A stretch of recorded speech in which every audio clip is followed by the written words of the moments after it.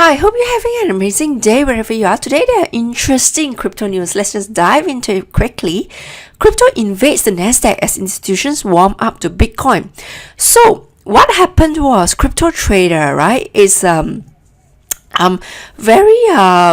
good show, right, by the host is Ren. He's moving his studio, right, actually from to the New York City. And this is right smack at the Nasdaq market site. It is a very high profile location to host a crypto show, because this is a location where a lot of big institutions, right, a lot of big financial institutions head are being interviewed for other shows as well, for CNBC. And also that location itself, right, is a very major location, prime location in where morning traffic, people rush to work, people rush right from office. So it's a very high profile location to feature a crypto show, and that's where he managed to move the studio to. So very great news, right? And also it elevated the status of crypto, right smack in the middle of New York City. So that's the significance of this.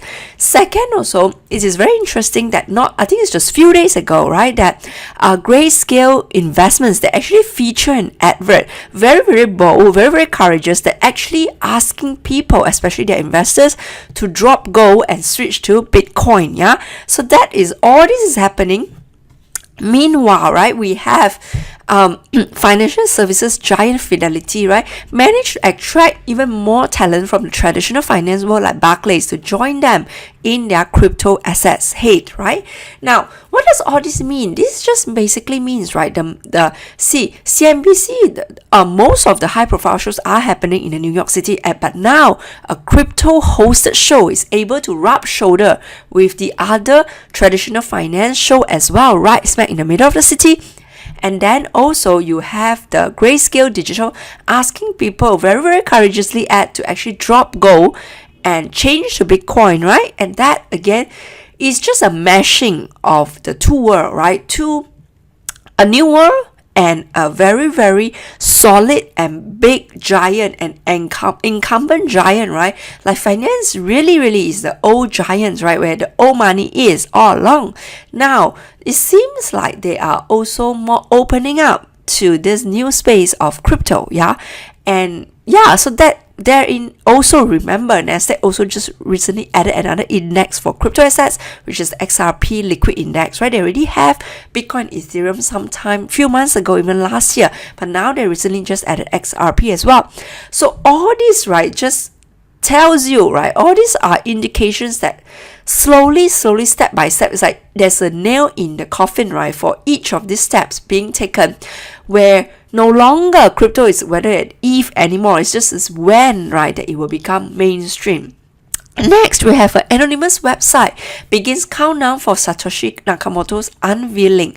So there is a website, godsatoshi.com, as you can see in the screen, right? Basically say there is 10 days, about 2 hours more at the time of recording, where this site will reveal who is actually Satoshi, basically creator of Bitcoin itself, which sparks off all the crypto world today, right? Giving every one of us in the crypto world a voice, right? A platform to actually share our knowledge, our passion, and for you as well to get into a world where, transfer value over the internet is so much more speedy, so much more low cost, right? And it really connects the people globally together, right? Regardless of the gender, regardless of a profile, regardless of a background, right? So now everyone can be their own banker.